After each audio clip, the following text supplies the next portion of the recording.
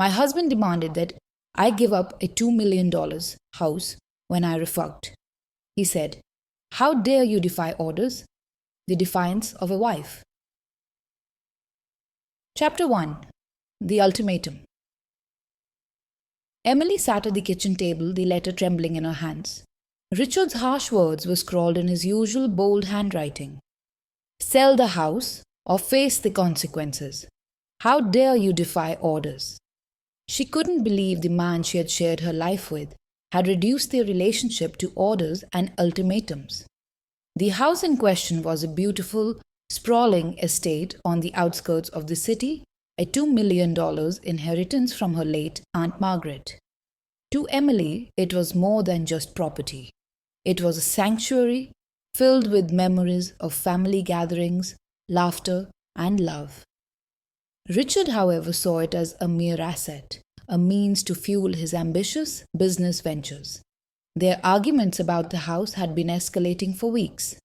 Richard saw the house as a golden opportunity to generate quick cash for investments, while Emily viewed it as a cherished heirloom.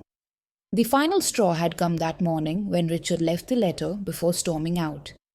As she sat there, Emily felt a surge of defiance.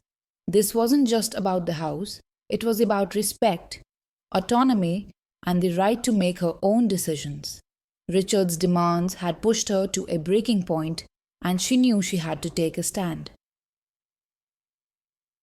Chapter 2.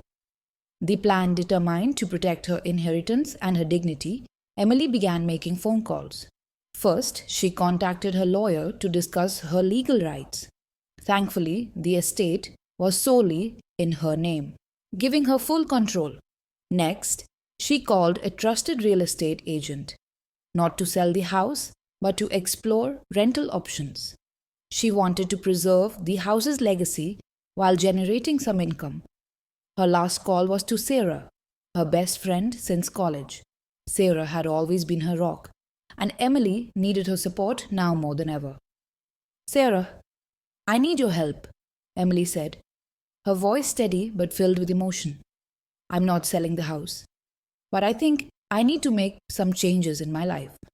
Sarah arrived within the hour, ready to help her friend navigate this tumultuous time. Together, they devised a plan. Emily would move into the estate and rent out their current house, ensuring she had a financial cushion. More importantly, Emily decided to take a break from her marriage. She needed time and space to think about her future. Chapter 3. The Confrontation. When Richard returned that evening, expecting a compliant wife, he was in for a shock. Emily met him at the door, her resolve unshakable. "What is this?" he demanded, seeing his bags packed and waiting by the door. "This is me, taking back control of my life," Emily replied calmly. "I'm not selling the house, Richard, and I'm not staying in a marriage where I'm not respected. You need to leave." Richard's face reddened with anger. "You can't survive without me," he spat. Emily's heart raced, but she stood firm. "Watch me," she said, her voice unwavering. Richard stormed out, slamming the door behind him. Emily felt a mixture of fear and relief. She had made her decision, and there was no turning back now. Chapter 4.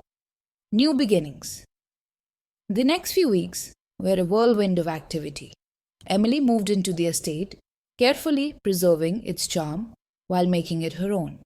She turned one of the rooms into an art studio, a lifelong dream she had put on hold for Richard. The process of transforming the house mirrored her own transformation as she rebuilt her life from the ground up. Emily also launched a support group for women who had faced similar challenges. Using her experience, she helped others find their strength and voice. The estate, once a point of contention, became a place of healing and empowerment.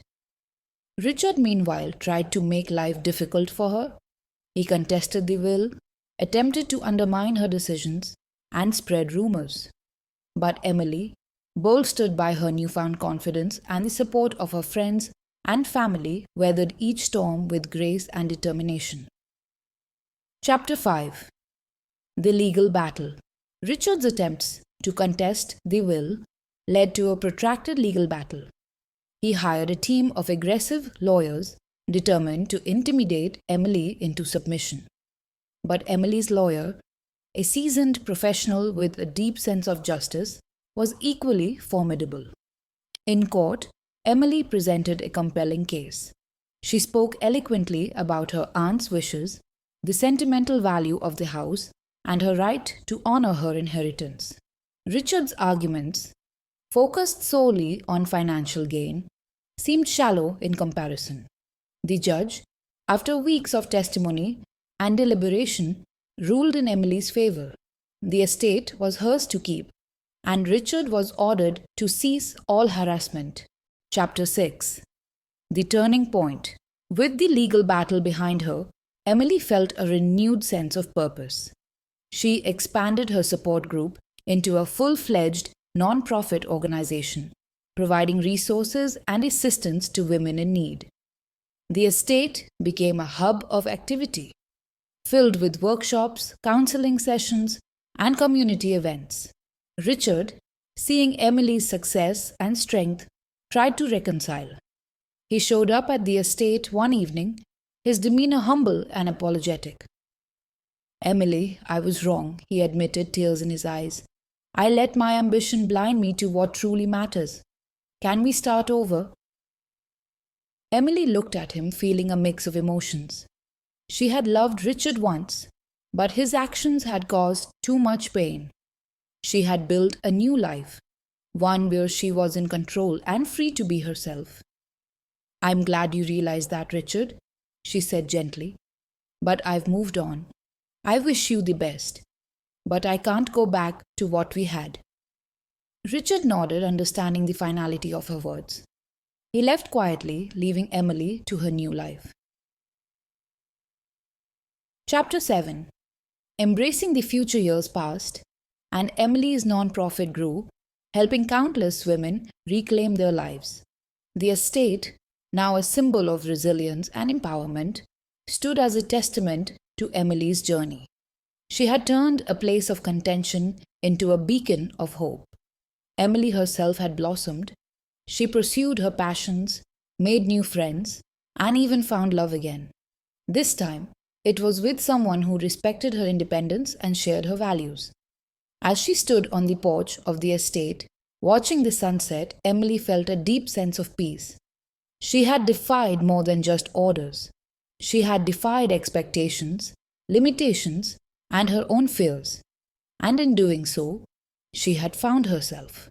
The house, filled with laughter and life, was a reminder of her strength and determination.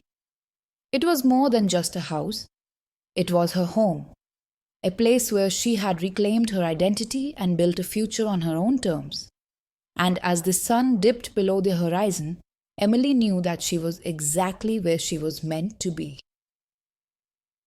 Emily's world is turned upside down when her husband Richard demands she sell a $2 million inheritance, a cherished family estate. When she refuses, his true colors emerge, revealing a man more interested in control and ambition than love and respect. Faced with an ultimatum, Emily chooses to stand her ground, embarking on a journey of self-discovery and empowerment. As she transforms the estate into a sanctuary for women facing similar struggles, Emily finds strength, independence, and a renewed sense of purpose. Defying Orders, a journey of self-discovery, is a poignant tale of resilience, the power of self-respect, and the courage to rebuild one's life against all odds.